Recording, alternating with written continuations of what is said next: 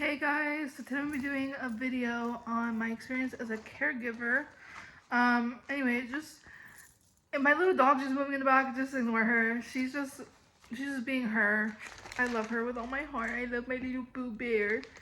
But anyway, yeah, today I'm going to be talking about my experience working at not a daycare. That's going to be like my next video, I believe. But working as a caregiver. Anyway, so to start off, there was different shifts that you could pick up.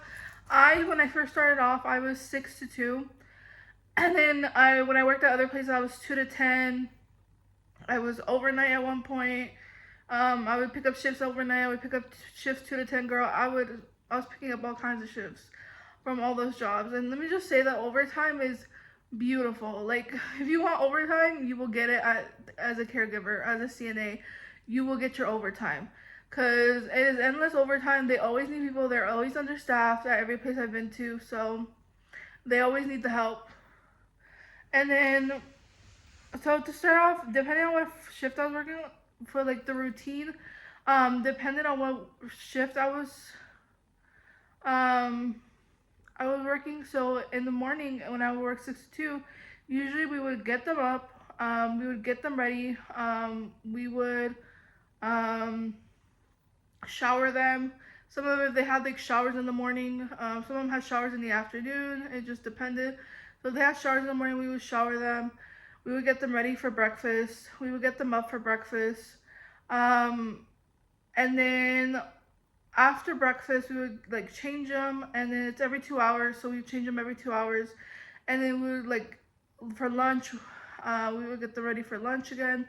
And then after lunch, I would be home. Like at 2, I would get off. So I would make sure they were changed before I got off. 2 to 10, we would come in. We would change them all, and then we would make sure we would get them ready for dinner. And then after dinner, we would like make sure they got ready for bed. And then at 10, at 9 we would do our last round. And it would be every 2 hours. So we would make sure every 2 hours we changed them.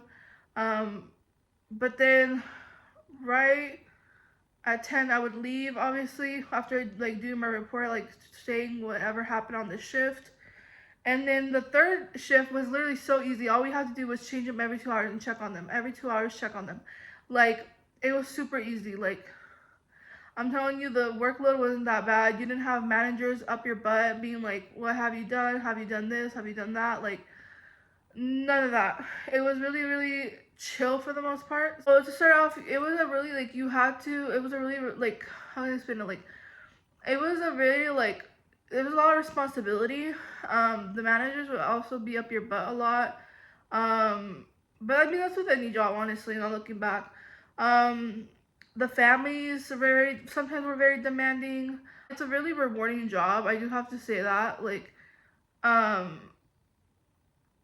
it's very, like, it really, really, like, nurtures your soul in the aspect of, like, you get to, and also, like, the sad thing was, like, you have to experience a lot of,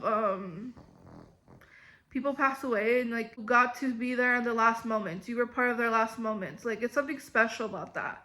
There are some patients that really appreciated what you did for them, and they always just thanked you and was, like, so grateful for everything you did for them. So those really, like, stayed with me also.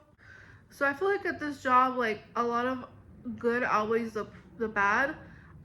Did I have, like, a bad experience working there? I mean, of course, I have stories that I can't tell for privacy reasons, but I do have a story of a manager who was like, first she caught me on my phone. Okay, I was on my phone the first time. Like, I was checking something. And then she was like, gave me a write-up, or something like that. Like, or write-up, or it was like something like that.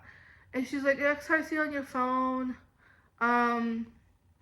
You can't, like, I'm gonna give you like another write-up or something like that. And I was like, okay. And so then she accused me in front of everybody, saying that I didn't shower somebody. And I did. I had showered them. And I was like, hey, I have a witness. Like, you can ask this person. She was there while I was showering her. And she was like, okay, I'm going to ask her. In front of everybody, she's yelling at me. And, like, during dinner. And during dinner time for the patients. And the other girl was like, yeah, I was there. She showered her. And she was just like on one. Like she was like, oh, like she basically told me like that like she was like micromanaging us. Like she was like there the whole time, like checking on us, like make like double checking to make sure like we were doing what we were doing, and she was just like micromanaging us. And then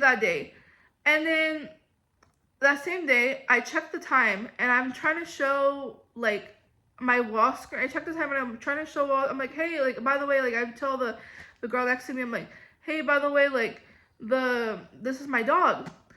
And this she happens to walk by. Like we were in the laundry room and she happens to walk by and she looks inside.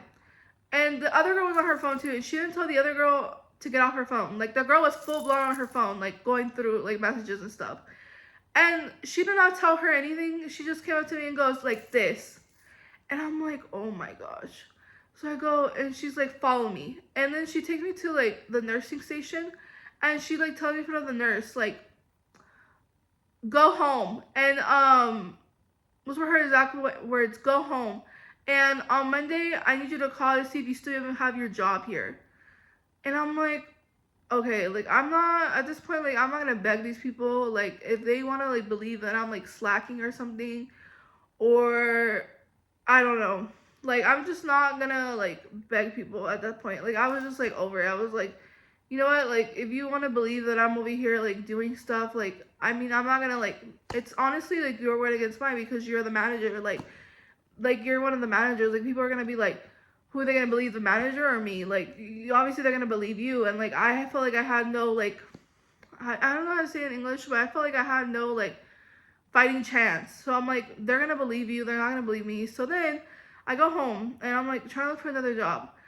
And then my coworkers are all texting me like, hey, we talked, we spoke up for you and we told them like what they did was like unacceptable, because that day apparently she saw other people on their phone, not just the coworker that was next to me, but she saw other people on their phone and she didn't say anything to them. And they like spoke up all for me and they were like, hey, like we were on our phone too, she didn't tell us anything, she didn't say anything, but she came and told Esme to go home. Like, and like even that nurse came up and like spoke for me and said like that was like unacceptable just because I was checking my phone. And like they were all saying that I was a good worker and they should bring me back, but they never called me. They never actually called me. And so I called them and I was like, hey, like, and they apparently told them that like they were gonna give me my job back, but they never called me. So I was like, that's weird. So I called them, they're like, yeah, you have the job back, just please don't check your phone or anything. um and that was it, that's all they said. And I was like, oh my god, I was like, and they're like, and they didn't say anything else. They were just like, yeah, you can come back on this day. And I was like,